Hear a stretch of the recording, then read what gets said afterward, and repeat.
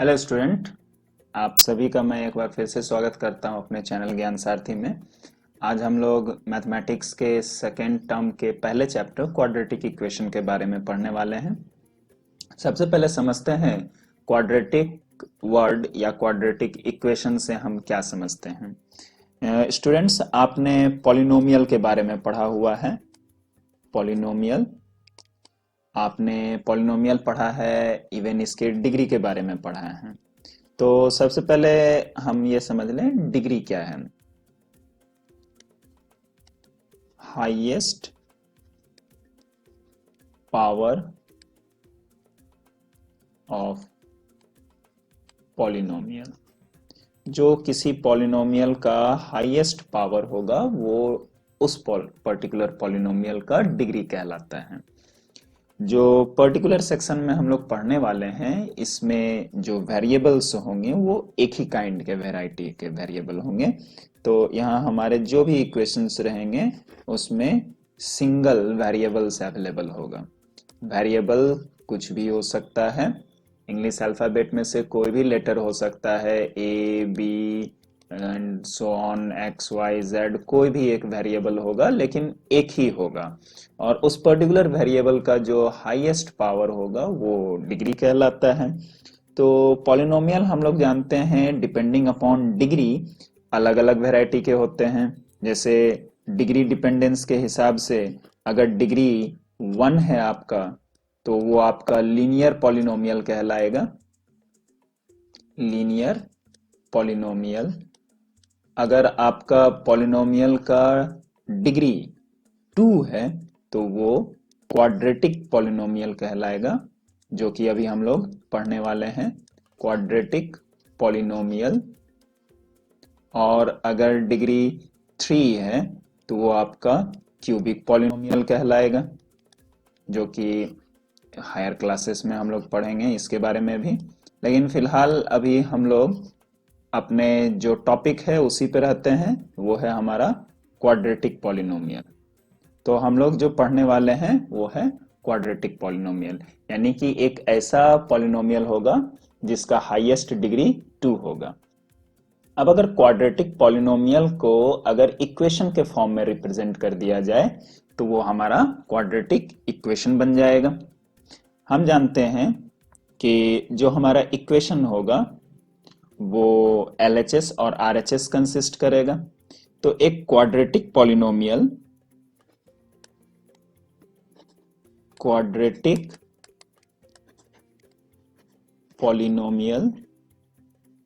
जिसका general form जो हो, general form ax² plus bx plus c, जहां a जो है a equals to coefficient of x², b equals to coefficient of x, और c constant है। जैसा कि मैंने कहा कि एक क्वाड्रेटिक पॉलिनोमियल जब हम इसे इक्वेशन के फॉर्म में लिखेंगे तो इक्वेशन के फॉर्म में लिखेंगे तो ये कैसा दिखाएगा, ax² plus bx plus c equals to 0, where जहां a जो है आपका 0 नहीं होना चाहिए। अगर a 0 हो गया तो ये टर्म ही खत्म हो जाएगा, तो हाईएस्ट डिग्री 1 होगा तो ये लीनियर पॉलिनोमियल हो जाएगा।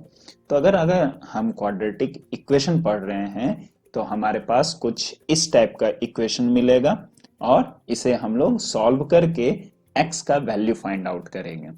तो इस पूरे चैप्टर में हमारा फोकस जो रहेगा वो वेरिएबल x का वैल्यू फाइंड आउट करने पर रहेगा कि हम किस तरीके से x का वैल्यू पता कर सकते हैं।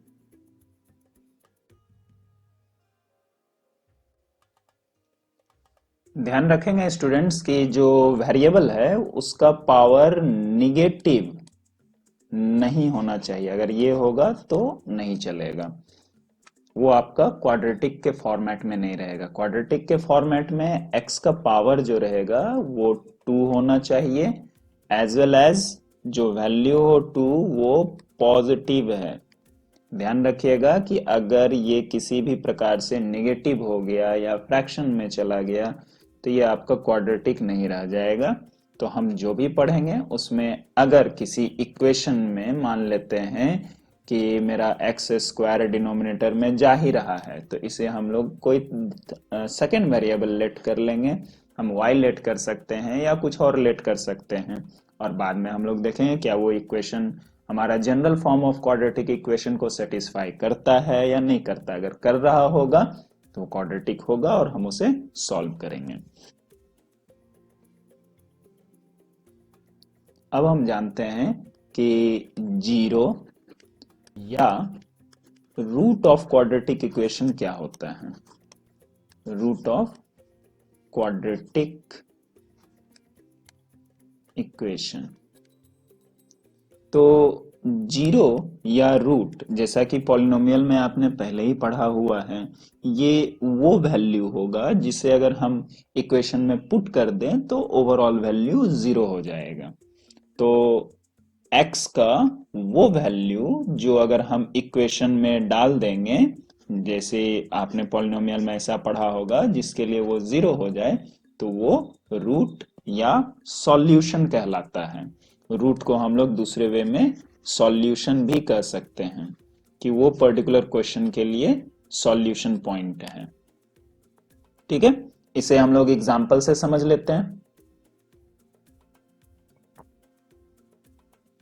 समझने के लिए एक बहुत ही सिंपल इक्वेशन ले लेते हैं जो क्वाड्रेटिक फॉर्मेट में है। जैसे ये x square plus 4x plus 4 equals to 0 है। तो इसको सॉल्व करने के बहुत सारे तरीके हो सकते हैं। मैंने बहुत ही सिंपल फॉर्मेट का लिया है और अगर आप इसे ध्यान से देखो तो ये आपका जाना पहचाना हुआ इक्वेशन लगेगा। ये आपका x प्लस 2 का होल स्क्वायर है। तो हम इसको ऐसे लिख सकते हैं x plus 2 into x plus 2 equals to 0। अब इसमें से हम किसी को भी अगर कंपेयर करें x प्लस 2 इक्वल्स टू 0 तो x का वैल्यू आया -2। अब अगर ये -2 का वैल्यू ले जा करके हम वापस इस इक्वेशन में डाल देंगे तो मेरा वैल्यू 0 आएगा और अगर हमने सही बनाया है तो सही में 0 आ जाएगा। और मान लेते हैं कहीं किसी कारण हमने मिस्टेक कर दिया होगा तो अब वो 0 नहीं आएगा। तो अगर कोई कहता है कि वेरीफाई कर लेना है कि आपका आंसर क्या है, तो वेरिफिकेशन देखें।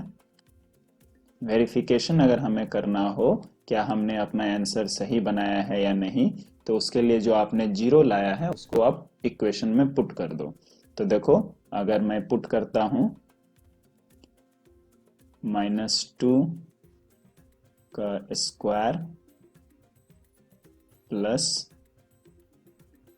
4 इंटू -2 प्लस 4, देखो क्या आ जाता है, ये 4 हो गया, यहाँ -8 हो गया और ये +4।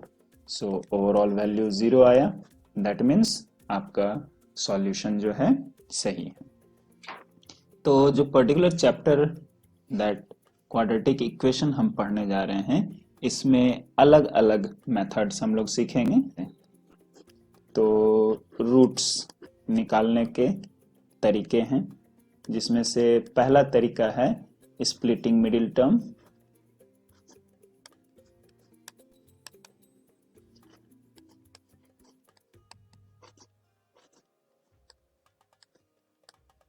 मिडिल टर्म को स्प्लिट करेंगे।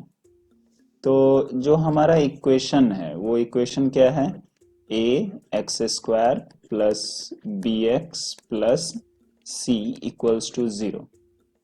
मिडिल टर्म स्प्लिटिंग के नियम क्या क्या हैं। तो सबसे पहले देखो जो आपका ये कांस्टेंट टर्म है, हम लोग यहीं से हिंट लेते हैं कि टर्म्स कौन कौन से आएंगे। तो हम लोग c को 2 फैक्टर्स में स्प्लिट करेंगे। इसको सबसे पहले स्प्लिट करेंगे इंटू 2 फैक्टर, 2 फैक्टर्स में ब्रेक करेंगे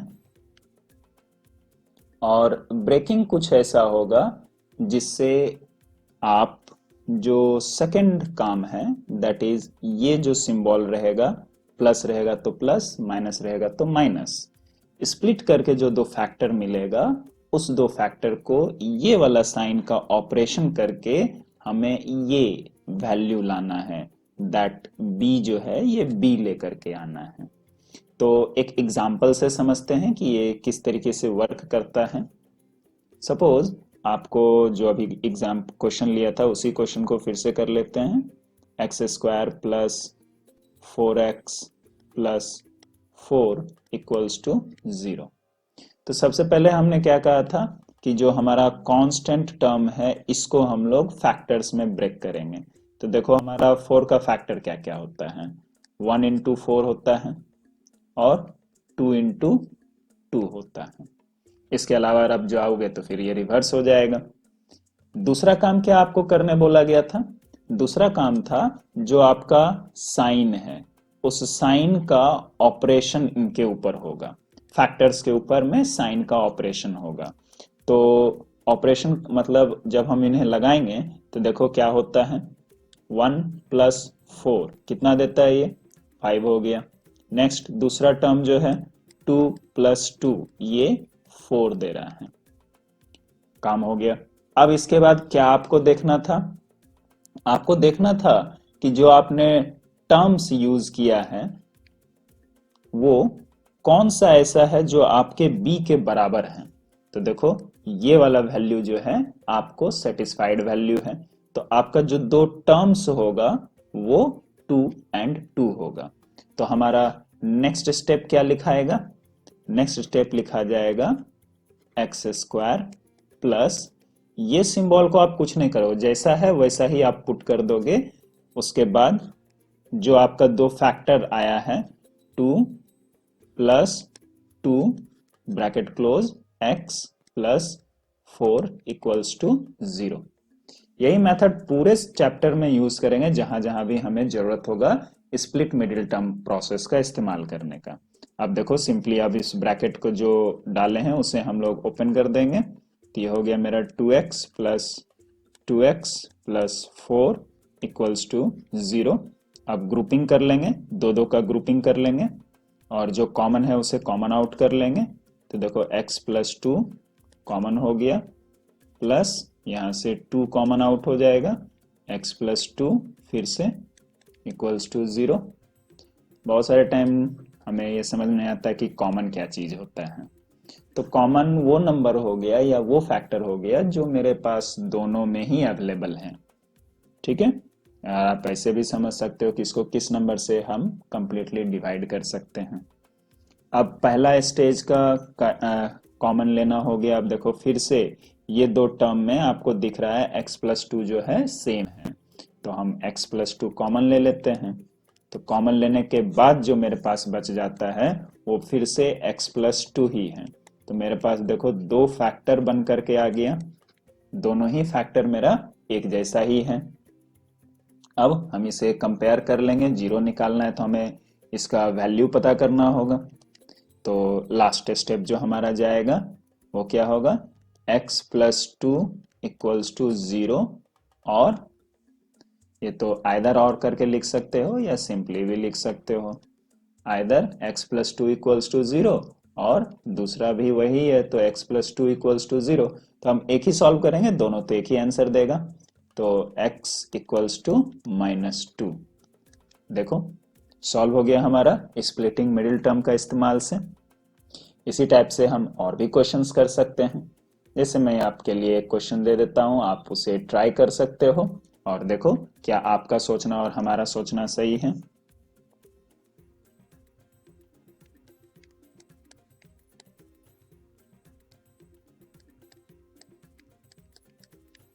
ये आपके लिए क्वेश्चन है, आप 2 मिनट ट्राई करो, वीडियो पॉज कर दो, सॉल्व करो और उसके बाद फिर से प्ले करके देखना क्या आपने जो सॉल्व किया और जो मैंने सॉल्व किया और जो मैंने तरीका सोचा है क्या हम दोनों का तरीका एक जैसा है या कहीं डेविएशन आ रहा है।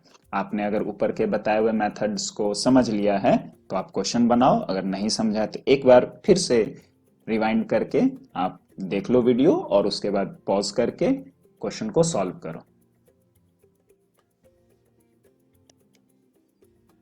उम्मीद है आपने क्वेश्चन को सॉल्व कर लिया होगा।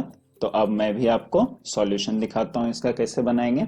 तो सबसे पहले सॉल्यूशन में हम लोग क्वेश्चन के पार्ट लिख लेते हैं और याद होगा आपको कि मैंने इसमें क्या क्या समझाया था। सबसे पहला काम क्या होगा, जो सबसे पहले जो हम कुछ रफ कैलकुलेशंस कर लें।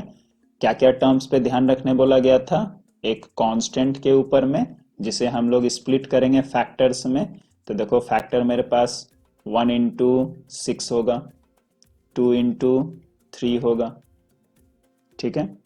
और नेक्स्ट ध्यान किस पे रखने बोला गया था, साइन के ऊपर में। तो साइन का वर्क करके देख लो क्या आता है। तो 1 प्लस 6 करते हैं तो 7 और 2 प्लस 3 करते हैं तो 5। हमको क्या रिक्वायर्ड है, 5 रिक्वायर्ड है। तो मेरा अभी जो स्प्लिटिंग होगा वो कौन से दो टर्म्स में होगा, 2 एंड 3 में। तो मेरा सॉल्यूशन पार्ट में क्या आ जाएगा, और एक्स स्क्वायर प्लस ये सिंबल एज इट इज उतर गया, ब्रैकेट देंगे 2 प्लस 3 ब्रैकेट क्लोज, जो वेरिएबल है वो वेरिएबल देंगे, जो साइन है वो साइन एज इट इज रहेगा, 6 इक्वल्स टू 0। अब ब्रैकेट को ओपन कर दिया जाएगा, ये हो गया x square plus 2x plus 3x plus 6 equals to 0। दो दो का ग्रुपिंग करके कॉमन आउट कर लेंगे। तो कॉमन यहाँ x है, देखो x प्लस 2 कॉमन हो गया, और इन दोनों के बीच में देखो कॉमन 3 आता है, तो 3 कॉमन लेंगे तो x प्लस 2 इक्वल्स टू 0। देखो फिर से यहाँ पे x प्लस 2 और x प्लस 2 कॉमन हो रहा है, तो नेक्स्ट स्टेप एक बार और कॉमन ले लेंगे। तो x प्लस 2 कॉमन आउट हो गया, दूसरा आया मेरे पास x प्लस 3 इक्वल्स टू 0।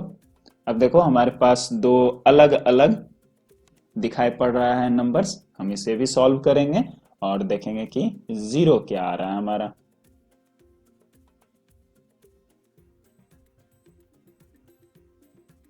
देखते हैं 0 के लिए क्या करेंगे।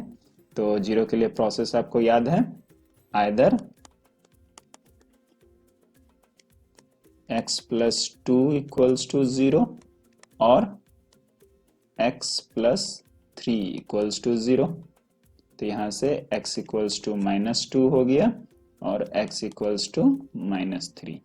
तो ये दो वैल्यू जो है आपके सॉल्यूशन या रूट ऑफ दिस पॉलिनोमियल कहलाएंगे, और यही हमारा आंसर भी हो जाएगा।